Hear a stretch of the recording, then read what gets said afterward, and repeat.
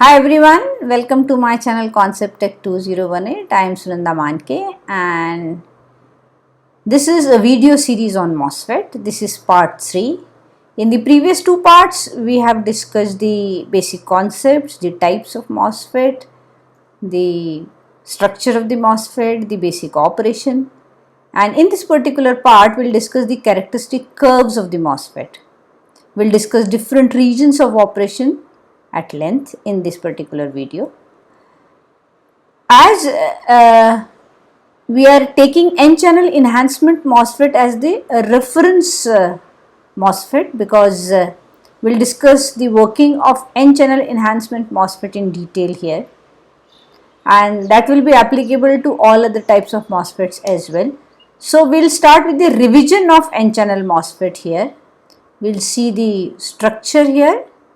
The first figure shows the construction of this transistor. It has a P substrate with N plus source and drain regions and metal gate contact. The gate is placed on the SiO2 insulation layer, and there is no connection or channel between source and drain. And to create a channel, we need to ground the source terminal and we need to apply a specific positive voltage to the gate, which is shown in the second figure. Now this positive voltage on the gate causes the free holes to be repelled from the region of the substrate under the gate. So these holes are basically pushed downwards into the substrate which leaves behind carrier depletion region. The positive gate voltage attracts electrons from the N plus source and drain regions into the channel region. When a sufficient number of electrons are accumulated near the surface of the substrate under the gate, an N region has been created which connects the source and the drain region, and this induced N region forms a channel for current to flow from the drain to source side, which has been shown in the figure here. To discuss the characteristic curves, we have to start with the parameters associated with the MOSFET. So we have two input voltages applied to the MOS transistor. One is gate to source voltage and another is drain to source voltage as shown in the figure here. And because of these two voltages, the output current, that is the drain current, flows through the circuit. So this drain current is flowing in response to the applied voltages. As the drain current depends on both gate and drain voltages, we will have two characteristic curves basically we will discuss. The first one is variation of drain current with gate voltage, and second one will be the variation of drain current with drain voltage. Now the first characteristic curve here shows the variation of drain current with gate voltage. As there is no channel in N-type enhancement MOSFET, so we need to apply proper gate voltage to create the channel. The threshold voltage is the voltage at which the conduction starts.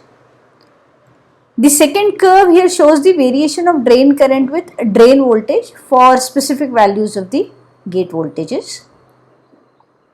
The curve here shows variation in the behavior with the change in the magnitude of the drain voltage. Like for small values of the drain to source voltage, the MOSFET behaves as a linear resistor. When we increase this value, it behaves as a non-linear resistance shown as the triode region basically. Now further increase in VDS pinches of the channel and drain current saturates as shown in the saturation region. As such, the drain current is constant even when VDS is increased in the saturation region. But even after the saturation level is reached, drain current is not constant. Practically, it still varies with the variation in VDS, and this is because of the channel length modulation. So, we will discuss all these aspects one by one in detail in the coming slides, and we will start with the threshold voltage. See, when we do not apply any gate voltage, the drain current is non-existent. There is no drain current, or we have zero drain current. And when we apply positive gate voltage, as we are considering N-channel MOSFET, then the channel is enhanced, channel is created, right? And how does it happen? When positive voltage is applied, it repels the holes in the P substrate along the edge of the insulation layer. So these holes leave this area and they enter deeper into the substrate region, and this results in a depletion region near the SiO2 insulating layer. Now as VGS is increased in magnitude, this concentration of electrons near the SiO2 surface increases and it eventually induces N-type region or channel which supports measurable flow of current between drain and source. Now this level of VGS which results in the significant increase in the drain current, it is called the threshold voltage. Threshold voltage is the voltage which forms a conduction channel between source and drain region. This voltage is denoted by Vt. Obviously Vt is positive for N channel and it will be negative for the P channel MOSFET. Now this gate and the channel region, they form a parallel plate capacitor with the oxide layer acting as a dielectric. The positive gate voltage causes positive charges to accumulate on the top of the plate of the capacitor, and corresponding negative charge on the bottom plate is formed by the electrons induced in the channel.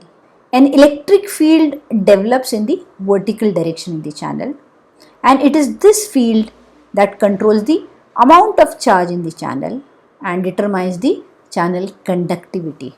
And in turn, the current starts flowing through the channel when we apply VDS. The voltage across this parallel plate capacitor, that is the voltage across this oxide, it should exceed the Vt, threshold voltage, for a channel to form. So Vt is the minimum voltage, right? This excess voltage is called the effective voltage or override voltage, and it is designated as VOV, which will be VGS minus Vt.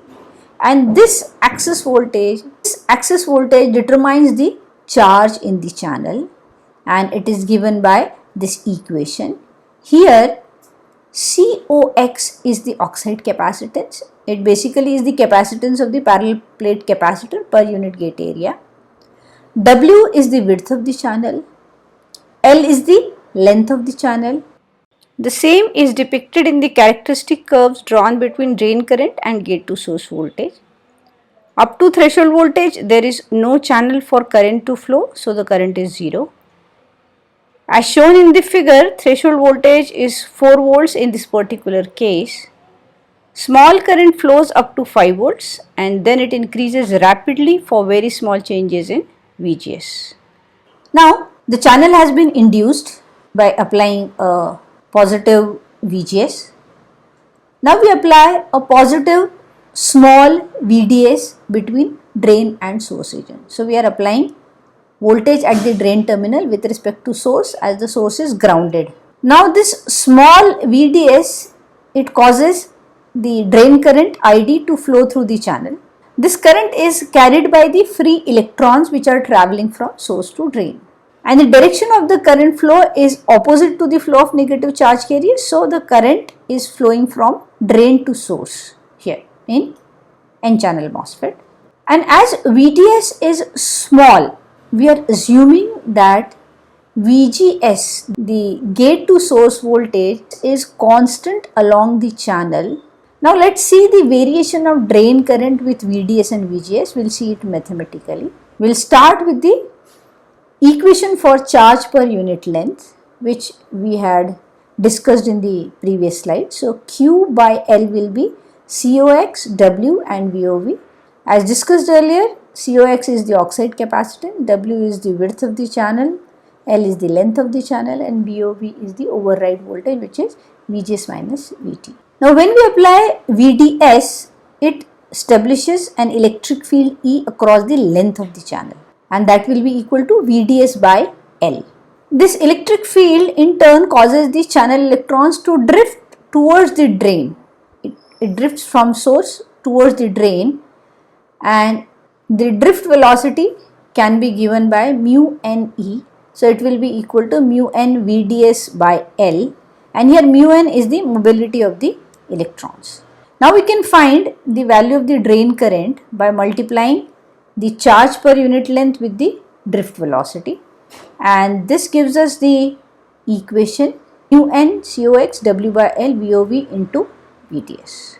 This can also be written as, we can replace VOB by VGS minus VT. So the equation can be written as mu n cox w by L VGS minus VT into VDS. So this is the equation for drain current. Let's discuss one more parameter, that is the conductance of the channel.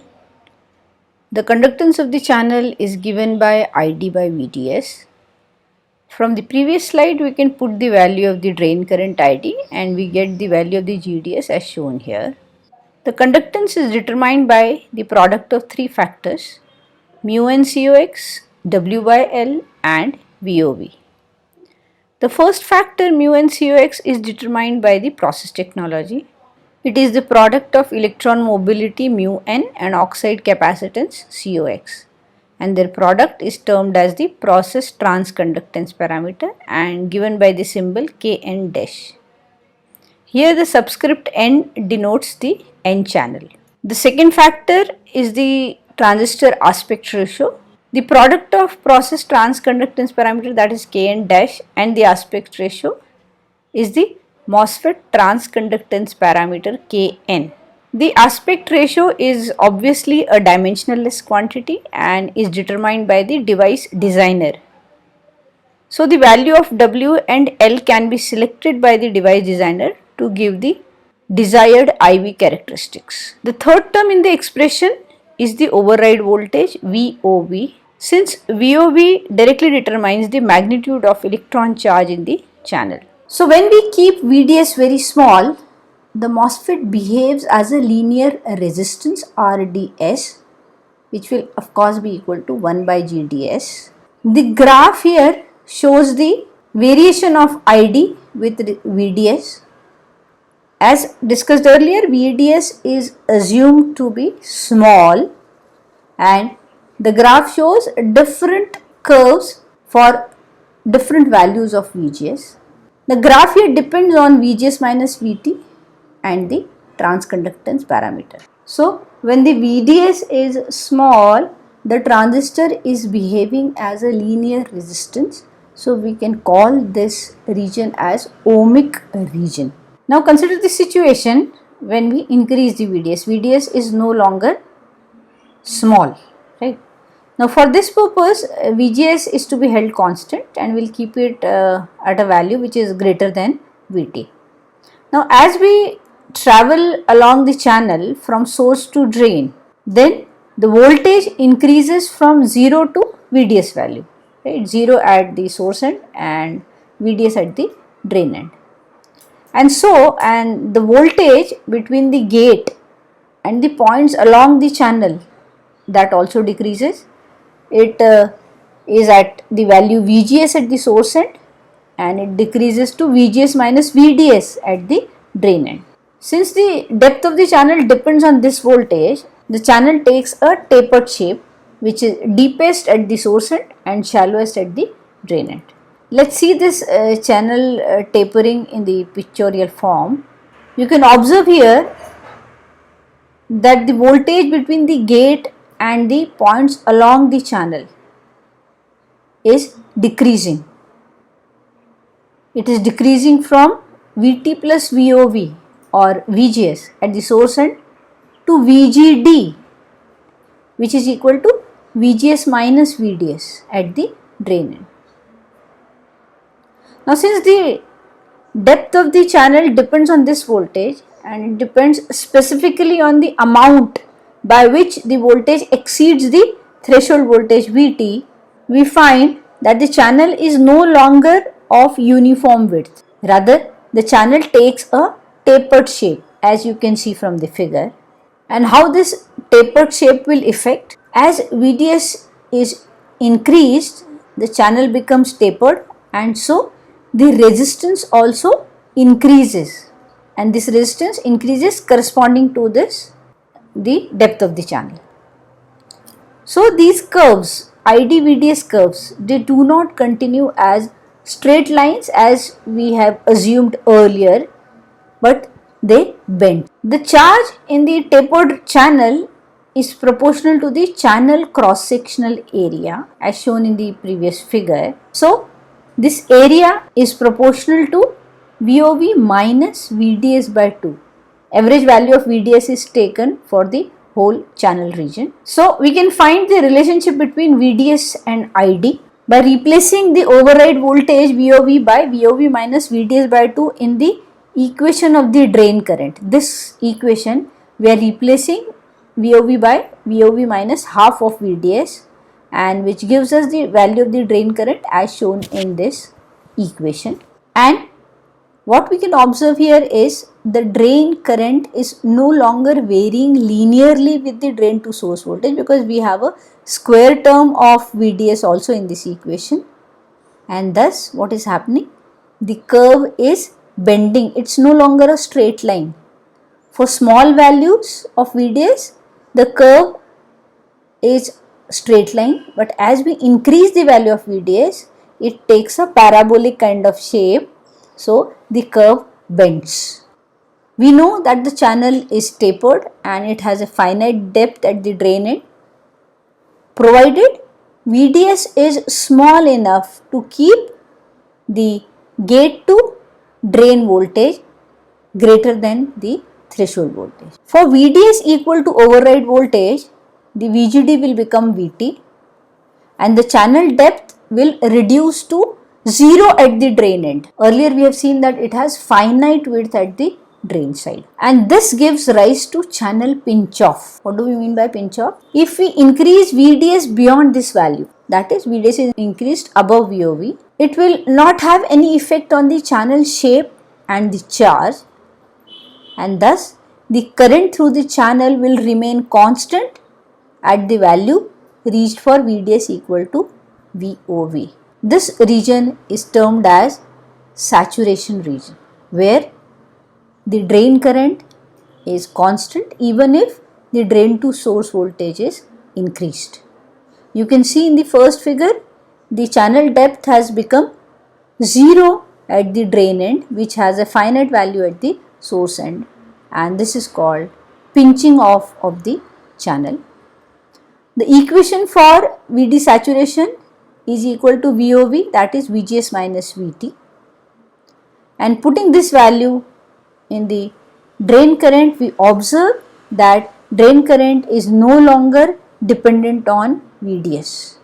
Drain current has become constant, right? So, in saturation region, drain current is a straight line for different values of VDS. So, we have seen the ohmic region, then we have seen the region where the curve takes a parabolic shape, and then we have saturation region where curve becomes a straight line. A change in VDS causes a zero change in ID, that we have seen previously. Once the channel is pinched off at the drain end, further increase in VDS, the pinch off moves slightly away from the drain. It moves towards the source. Thus, the voltage across the channel remains constant at VOV, and the additional voltage which is applied at the drain terminal, it actually appears as a voltage drop across the narrow depletion region between the end of the channel and the drain region. This voltage accelerates the electrons that reach the drain end of the channel, and they sweep them across this depletion region into the drain. Thus, the drain current increases. The drain current in increasing, it is because of the reduction in the channel length, and this phenomena is called channel length modulation. Up to previous slide, we have assumed that the drain current is constant in the saturation region, but in practice, the drain current increases with change in the VDS even in the saturation region, and that is because of the channel length modulation. So, what is happening? As you can see in the figure, the length of the channel is reduced to L minus del L from L, and this effect can be accounted for in the expression of the drain current by including a factor 1 plus lambda VDS. Here lambda is a device parameter having the units which are reciprocal of volts, that is volt inverse.